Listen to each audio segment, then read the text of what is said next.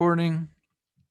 So first, let me say that people of good conscience may well disagree on abortion. There may be a variety of viewpoints and opinions on abortion. I'm here to be clear about my own and to offer some scientific data, which is sorely lacking in this debate, to help others be more happy and confident in their own opinion. I will do my level best to talk about people with uteruses who become pregnant or seek abortions rather than just women, because sometimes trans women or trans men may also become pregnant. And a lot of the forced birther rhetoric uses women in their statements. And if I'm quoting them, it'll certainly come up. The author of the Turnaway study, Diana Greene Foster, regrets that there were no non-binary or trans folk in the study. So this was over a decade in the making, and there weren't any trans folk in the study. And so when she's using the word women, it's actually just descriptive of the people in the study for the most part. But I'm going to try and make sure to use people with uteruses because I do love and care for all of my trans and non-binary cousins. There will be special breakout rooms after this service. If this brings up difficult emotions and you want to process them, I'll be available to do that. And if you just want to talk about the issues and not do the usual breakout, just sort of checking in with each other, there will be a special place to do that. So one of the most common things that you hear opponents of abortion say is that abortion hurts women. And in 2007, Supreme Court Justice Kennedy wrote, "It seems unexceptionable to conclude that some women come to regret their choice to abort the infant life they once created and sustained. Severe depression and loss of esteem can follow." End quote. The nicest thing I can say about that is that Justice Kennedy's paternalistic assumption is unsupported by any real data. And there wasn't all that much data at that point in 2007. Now, actually, this study began in 2006, and Diana Greene Foster has written this book.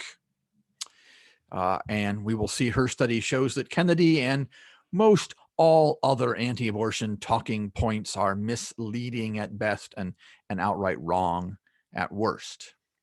And before I get into how abortion in general does not harm people with uteruses, let's talk about how anti-abortion activists do harm them. And I want to say that these anti-abortion activists are often quite extremists. They're well outside of the US mainstream. The majority of people polled in the United States wants abortion to be legal and safe. And 1 in 4 adult women will have had an abortion in their lives. Abortion with widely available birth control saves lives. And we see over and over again, when you make birth control easily available or even free, everything is better. So even though the majority of people here want abortions, even though a huge number of people have had abortions, these extremists are trying to force their beliefs on everyone else. The poet and seminarian Emily Joy wrote recently, "Outside the Nashville Planned Parenthood building, there is sometimes a CPC ultrasound bus that comes and parks on the curb and has someone outside dressed in scrubs like a nurse, waving people over as if they are part of Planned Parenthood. It is one of the most vile things I've ever seen." End quote. Here in South Bend, they don't have to use an ultrasound bus. They bought a building across the street and have big signs to confuse abortion seekers. You see signs all around town, and on that building, free ultrasound, free prenatal care. They do, in fact, offer ultrasounds performed largely by untrained staff who don't really explain what the people are seeing, but they do take the time to put a little arrow and "Hi, mommy" on the picture to guilt the people there into persisting.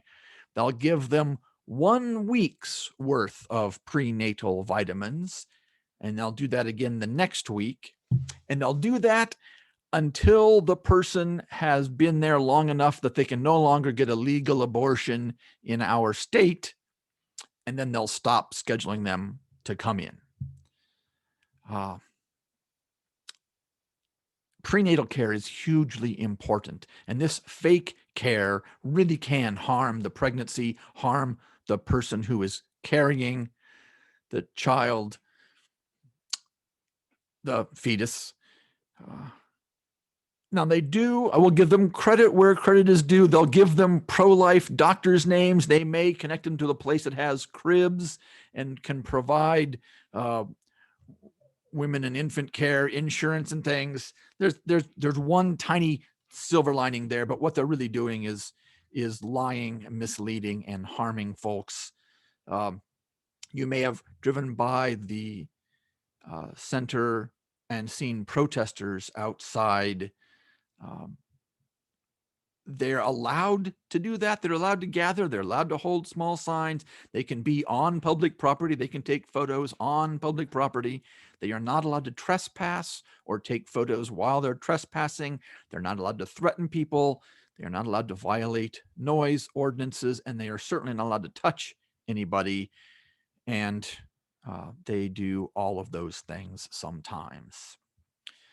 One thing I was really interested in learning about when I started this service is the abortion reversal pills that we see advertised on big signs and bus stations. So the abortion pill RU486 stops fetal development. It's mifepristone, which blocks the hormone progesterone. And you take that at the Planned Parenthood clinic. It's very, very safe, completely well understood. And then they give the person for misoprostol to take with, and that helps start the next period, essentially. This abortion reversal pill is a whole bunch of progesterone to override the RU486.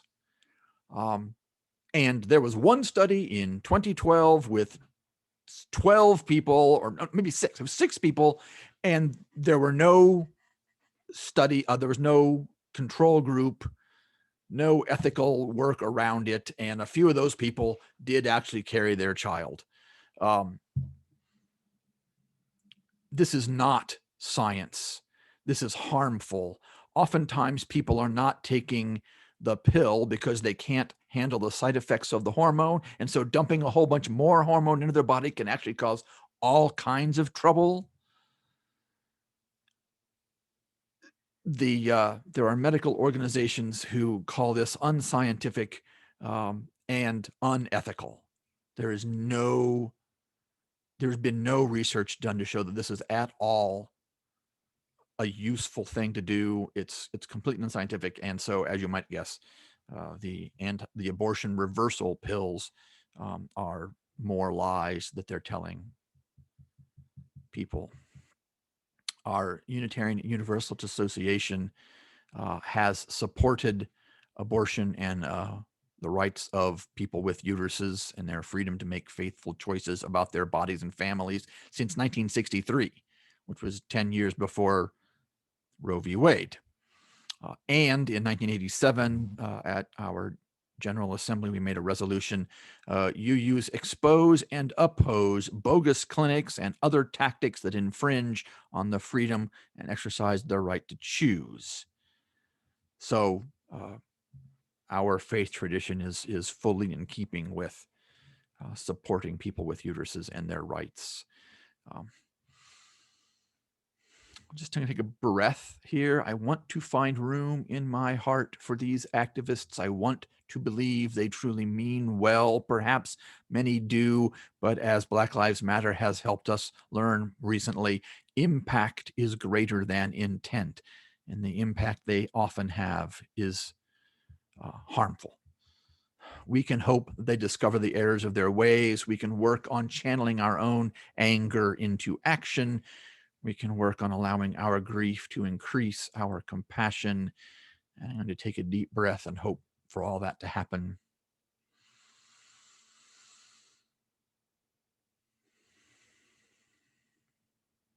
And Diana Greene Foster's study demonstrates that most women are confident in their choice and they're glad later. Women are resilient. Women can be trusted to make good decisions for themselves and their families, says the book. And honestly, I can't do it any better than they have. So I'm just going to read the 10 myths that they end up with here. Only poor, childless, teenage, irresponsible, non-religious, fill in the stereotype, women have abortions is the first myth. The only kind of person who can count on never needing an abortion is one who cannot get pregnant. All types of people get abortions from all walks of life, ages, races, ethnicities, incomes, religions, political beliefs, sexual orientation, gender identities, and even those who are opposed to abortion on principle. Those seeking abortions are disproportionately low-income folks, people of color, and people in their early 20s. This is likely due to worse access to and more distrust of contraception methods. So again, let's have more education and make birth control more easy. The second myth they explode, abortion is always a difficult decision. Women need more time. The Turnaway study finds that for about half of women seeking abortion, it is a straightforward decision. And for about half, it is difficult. That a woman makes this decision easily does not mean she takes it lightly. Instead, the choice may be clear when she considers her options and circumstances. When we ask women why they want to end a pregnancy, we see that all the concerns they have are born out of the experiences of women who are denied an abortion. They are making thoughtful decisions. Mandated delays by government are unnecessary, frankly patronizing, and cause abortions to occur later in pregnancy. Sometimes people wanting an abortion are in a hurry. The largest cause of delay is not realizing one is pregnant. So there's lots of reasons you can miss a period or two. And the second most common cause of delay is raising the money to pay for the ridiculous costs to get to these clinics because they keep closing them. The third myth is that adoption is the solution. About 1 in 11 women will choose to place a child for adoption if they can't get an abortion. And that actually creates levels of regret that they don't have if they actually have just an abortion. It's interesting. So really, abortion is often a better choice than adoption for the woman, the person with the uterus. This is very important. Making abortion illegal doesn't stop it from happening. It only makes it unsafe. The first part of this statement gives the impression that regardless of the law, women find a way to end unwanted pregnancy. We know this is not always true. Just making abortion unaffordable does stop it from happening much of the time. The second part of the myth implies that illegal abortion is always unsafe. Illegal abortion can be unsafe when women try something very dangerous. However, the available of medication abortion pills online and across borders means that abortions managed by women themselves can be safe. And the whole argument suggests that unsafe abortion is the only bad outcome from women not having access to legal abortion. If abortion was illegal, many women would carry their unwanted pregnancies to term. They and their children would experience all the physical health and economic hardships documented in the book. 5, abortion is physically risky. The complication rate for abortion is very low, lower than wisdom tooth removal and tonsillectomy. More relevant, the complications and risks from childbirth far exceed those of abortion. 6, Later abortions are always for fetal anomaly or maternal health. If later abortion means the 1 or 2% of all abortions that occur beyond 20 weeks, the statement is simply not true. Most women having abortions beyond 20 weeks are between 20 and 24 weeks, and those are almost always because they're late in discovering they're pregnant or had significant barriers to getting an abortion. Women who have abortions regret their decisions, experience post-traumatic stress, use illicit substances to cope, and are depressed. Or the opposite myth, if you think having an abortion makes you depressed, having an unwanted baby is much worse. We find no relationship between the outcome of the unwanted pregnancy and long-term mental health outcomes like depression, anxiety, suicidal ideation, substance abuse, or post-traumatic stress. Being denied an abortion is associated with short-term experiences of heightened anxiety and low self-esteem compared to getting a wanted abortion. And women are resilient. That doesn't mean that an unintended pregnancy is easy, but other stressful events like physical and sexual abuse and past mental health problems are much more closely associated with experiencing later psychological distress. Symptoms of depression and anxiety gradually improve for women over the 5 years, regardless of the outcome of the pregnancy. Say that again. The people who had abortions and people who were turned away 5 years later are resilient. They're happy with whatever has happened. They've made the best of it, and they're glad with the family shape that they have at that time. The eighth myth, having a baby from an unwanted pregnancy brings a couple together. No. Maybe, but no. Women are selfish when they choose to have an abortion is the ninth myth. Women who have abortions don't want to be mothers. In fact, most women seeking abortions are already mothers. When they decide to end an unwanted pregnancy, they are often considering the needs of their existing children or thinking about the better life they could give to a future child in the future. Finally, women's lives are harmed by abortion is the big lie, and it's just not true. Abortion is associated with better outcomes for women and their existing children compared to carrying an unwanted pregnancy to term. These include lower immediate physical health risks, improved health outcomes for women over the next 5 years, greater likelihood of having a wanted child at a later date, happier romantic relationships, lower poverty and less need for public assistance, greater ability to take care of existing children, and a greater likelihood of setting and achieving aspirational life goals in the coming year. A small minority of women regret their decision to have an abortion, just as a similar percentage continue to wish they could have had an abortion after being denied one and having a baby. Myths exploded. Women are resilient. Women can be trusted to make good decisions for themselves and their families. People with uteruses are resilient. People with uteruses can be trusted. People are resilient. People can be trusted. So may we be. And after that sort of